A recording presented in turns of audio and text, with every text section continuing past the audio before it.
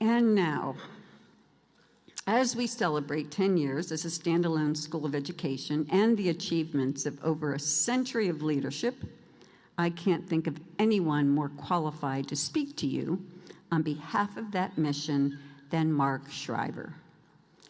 Son of the late Sergeant Shriver, who was a politician, an activist, and a driving force behind the Peace Corps and Head Start, and the late Eunice Kennedy Shriver, a strong advocate for children's health and disability issues and founder of Special Olympics, Mark has a connection to public service and social responsibility that is something of a family tradition. It is also a calling in which he has made his own lasting impact. Not long after earning his bachelor's degree from Holy Cross, he founded the Choice Program, which serves at-risk youth through intensive ongoing community-based counseling and career training.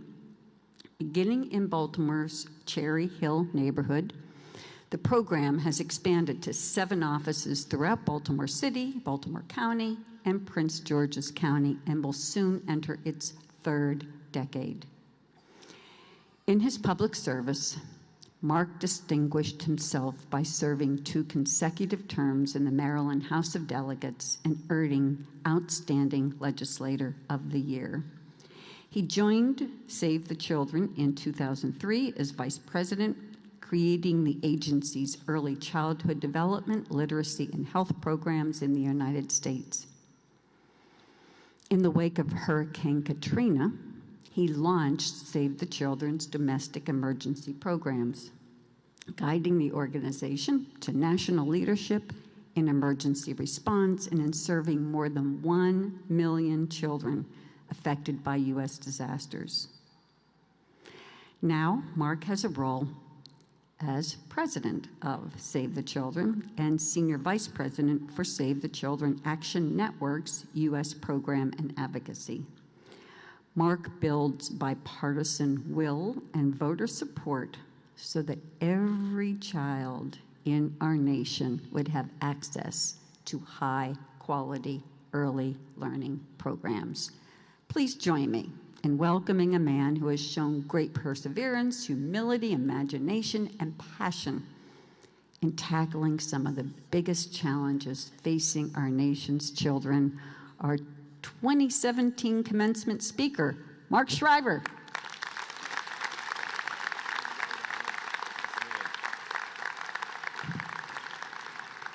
Thank you very much, Dr. Hartman, for that very kind introduction. Good morning. Hello, we're at a graduation. Good morning. And everybody's educators in here are fired up now. I'm excited to be here with you, Dr. Hartman, Dr. Dave Vines, President Yaffe, Sahira Swint. I'm so glad I did not follow you. I'm glad the Able Foundation got that award in between. I was a little screw up by Johns Hopkins, which I know never happens at this place, but I'm glad I didn't follow you. That was a beautiful talk. Wow, fantastic. Guardians of dreams, gatekeepers of greatness. That was beautiful, and the introduction was poetry. I really am so honored to be with all of the graduates here today, with the members of the faculty and staff, parents, families, and of course the graduates for this big, big day. My dad grew up in Maryland, as Dr. Hartman just said. The Shrivers are from Maryland, and my dad rooted for the Baltimore Orioles when he was a young kid in the 1920s, when they weren't even a major league team. And we used to drive up here to Baltimore from Rockville, up 95, through the back streets of Baltimore, take a right on 33rd Street, and head over to Memorial Stadium. And my dad, who loved the Baltimore Orioles, used to always stop and say, look, over there on the left, that's Johns Hopkins University. It's one of the best universities in the world. It's just a fantastic, terrific school, he would say. And we used to sit in the back seat and roll our eyes because we all knew that Johns Hopkins was one of the best in the world, but he said it time and again because he was so proud of his hometown university. The Hopkins indoctrination started when I was young, and it continued throughout my life. When I lived in Baltimore, as Dr. Hartman said, I started a juvenile delinquency prevention program called the Choice Program in PS 180, the Arnett Brown Middle School, down in Cherry Hill, and it's now all across the state. And folks at Hopkins were so helpful to me in starting to creating that program. I even passed a kidney stone at Johns Hopkins emergency room. And when I called my dad the next day, he said, "Lucky you, Hopkins University is one of the best universities in the world, and that hospital is fantastic." So I've had Hopkins on my brain since I was a little kid. So it really is an honor to be here with you all this morning. You know, not everything kind of goes as planned. You know, I'm from a big Irish Catholic family, and we're pretty competitive. And when I got this honor, Johns Hopkins University School of Education, I get to say a few words, I called up my sister Maria, and I said, "You're not going to believe it, Maria, I've been asked to give the graduation speech at Hopkins School of Education." Dr. Hardman called me up, and she said, "Are you kidding me? Dr. Hardman called me up and asked me to give that talk." And I said, "What are you talking about?" She goes, "I've written 4 books, you've written 2. I'm on the national television, you work for the Save the Children. I have 4 kids, you have 3. I hung up on her. And I called my brother Timmy. I said, "Timmy, you're not going to believe it. I've been asked to go to Johns Hopkins." Timmy runs Special Olympics, okay? So I've been asked to go give the graduation speech up at Hopkins School of Education, but Maria claims she was invited first. You think she's lying?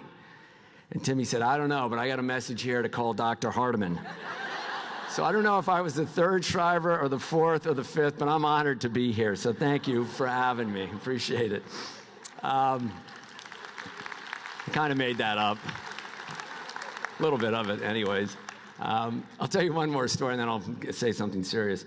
I was asked to give the talk with the Bush family down in Houston, Texas a couple years ago. I don't know if that was for the Bush family or for Texas, but so anyways, I wrote this book on my father, and Barbara Bush invited me down there. There's 3,000 Texans down there, and we have, I'm down there with John Meacham, #1 best-selling author, a guy named Brad Thor, another #1 best-selling author, Mary Neal, who died and then came back to life, and her book was #1, and then there's me. So it was a little odd for me to be there, but the Bush family invited me down to have lunch with President Bush, the other President Bush, Governor Bush. There are a lot of Bushes. And it's a real honor. And I come out of the lunch, I go over to the hotel, and I get on, head to the elevator. I get on the elevator, I'm feeling pretty good about myself. And this guy gets in the elevator, a big cowboy hat on, cowboy boots, and he looks at me and goes, "Anybody ever tell you you look like a Kennedy?" And I said, "Sometimes." And the guy goes, "That must make you so mad." So I'm happy to be in Maryland at Johns Hopkins with you all here. Thank you. All right, I was told I had 4 minutes, so I just went by it. So here goes quick. I'd like to think that I was invited to say a few words with you all because of the work I did with the Choice Program for juvenile delinquents here in Baltimore City, or maybe even my service in the Maryland House of Delegates, where I worked on early childhood education issues as the chairman of the Joint Committee on Children, Youth, and Families. Or maybe it's because of my work for the last 14 years at Save the Children, or creating Save the Children Action Network to advocate for increased public investments for all children starting kindergarten ready to succeed. But I know I'm here mostly because of my family and the virtues I learned from them. I mentioned the book I wrote on my dad, and I distilled down his life, his commitment to public service, the creation of Head Start and legal services, Job Corps, Vista, foster grandparents, community health centers, the Peace Corps, and my mom's work in Special Olympics. I distilled down in his life the 3 virtues that I think defined it, and it was his profound faith in God, and it was a faith that demanded acts of hope and acts of love. He was born and raised here in Maryland. His godfather was Cardinal Gibbons, the 2nd cardinal here in America, who's went to the seminary with my dad's grandfather. That gentleman dropped out of the seminary not once but twice because of health issues, but he remained great friends with Cardinal Gibbons, who, as I said, was my father's godfather. And you see this faith at work throughout his life. When he came back from fighting in World War II, he moved to Chicago to run the Merchandise Mart. He became very involved with Martin Luther King and Cardinal Strick trying to desegregate the Catholic schools and the Catholic hospitals in Chicago. And that relationship with Dr. King carried over into the 1960 campaign, where my father ran the Civil Rights Unit for then Senator John Kennedy, his brother-in-law. I'll tell you one quick story. Towards the end of that campaign, Senator Kennedy was told never to say anything positive about Castro, Khrushchev, or Martin Luther King, or else all the Southern governors would throw their support behind Richard Nixon. A couple of weeks before that election, Martin Luther King was arrested and was thrown in jail. A lot of people thought he was going to be killed. And my father, who knew Dr. King for a number of years, suggested to President Kennedy that he call and console Coretta Scott King, Dr. King's wife. And everyone said, no, can't do that. So he waited until a strategic moment and asked then Senator Kennedy to make the call. Actually, they were in a hotel room in Chicago, room emptied out. The last guy, Kenny O'Donnell, went to the bathroom, and my father popped a question. Senator Kennedy said, I don't have the number. Dad pulls out the number. Senator Kennedy makes the phone call, and it's over in a minute. And Kenny O'Donnell comes out of the bathroom and says, what happened? They tell him, all hell breaks loose, Civil Rights Division is closed down, and the election they thought was lost. And a couple days later, Dr. King's father, Martin Luther King Sr., who was a Republican, who had already endorsed Richard Nixon for president, came out and said, if Senator Kennedy has the courage to wipe away the tears from Coretta's eyes, I'm going to throw all my votes behind Jack Kennedy. And if you look at the African-American vote from that campaign, it went up to such a degree that a lot of people think that that's what won Senator Kennedy the presidency. Now, you could say it was a great political move by Senator Kennedy and my dad, but I think my father, whose grandfather, that man who was in the seminary, brought Jeb Stuart to the Battle of Gettysburg as a 16-year-old kid. My father was born in 1915. His family had fought on both the North and the South, and I think this act of reaching out to Coretta Scott King and trying to heal some of the racial wounds in this country in 1960, some 100 years after the Civil War, was an act of hope. And you see these act of hopes throughout his life. As I said, Head Start, legal services, Job Corps, working bipartisanly with President Reagan, with President Bush and others. These are all acts of hope. Just quickly, an act of love. He was married to my mom for 56 years, the woman of his dreams. But I want to tell you just one last quick story. When my brother Bobby was just 16 years old in 1970, he was arrested for smoking pot. It's my favorite part of the day, right? I get to tell about my brother getting arrested. It was on the front page of every paper in the country when Bobby Kennedy Jr. and Bobby Shriver Jr. are arrested for smoking marijuana. And Senator Kennedy, Bobby Kennedy, had just died a few months earlier, and Ted Kennedy's thinking of running for president. It was a big deal. And my father was out of town, and my brother tells the story that he was, when he arrived, my father said, come down to his room. He walked down the hallway. It was a long walk, he said. And my father said, look, sit down. You have to take responsibility for what you just did, but you're a good kid, and I love you. And that was it. And having been in politics, I can tell you that if our daughter, our oldest daughter, Molly, when she was 16, and I was thinking of maybe running for governor of Maryland, if she had been arrested for smoking pot, there'd be a little bit more yelling in our house.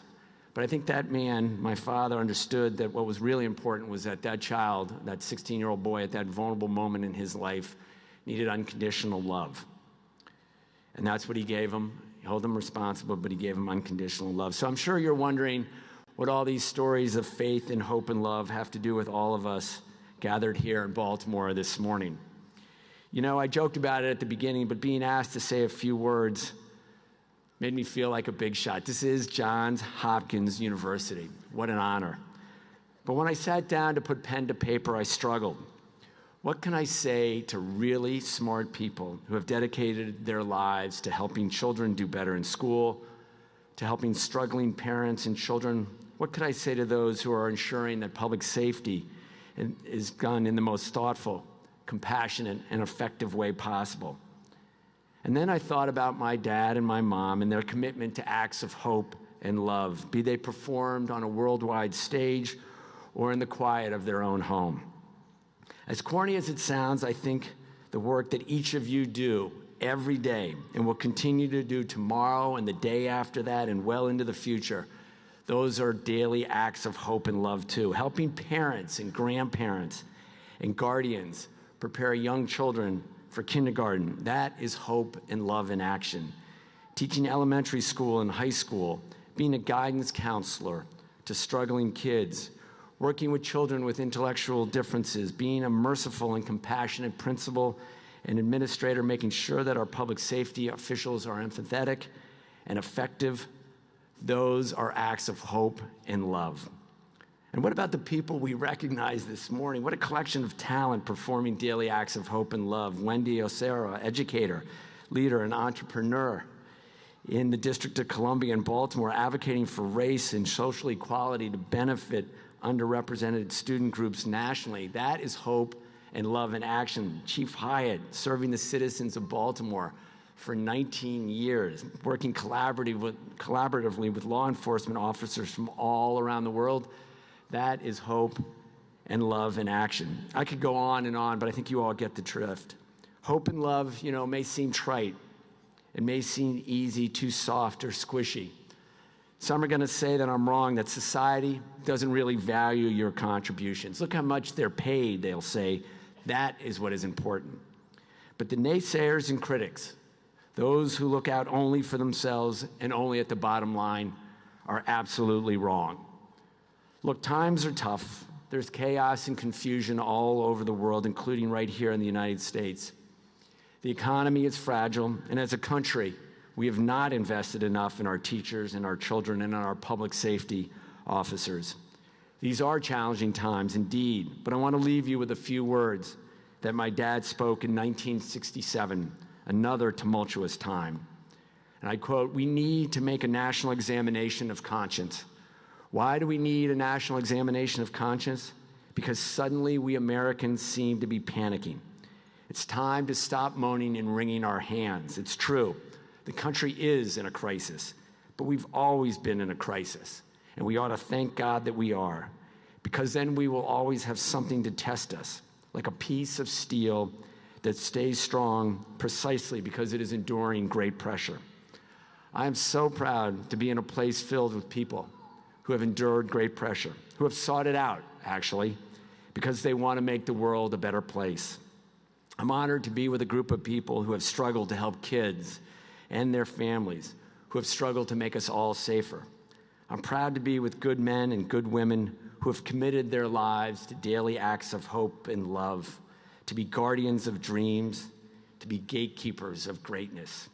I'm honored to be surrounded by such goodness, by people who remind me of my mom and dad, people who try every day to heal the world, people who know how tough the going can be, but who persevere nonetheless, people who have faith in the power of hope and love. What an honor, what a blessing it is to be with you this morning. Thank you and congratulations.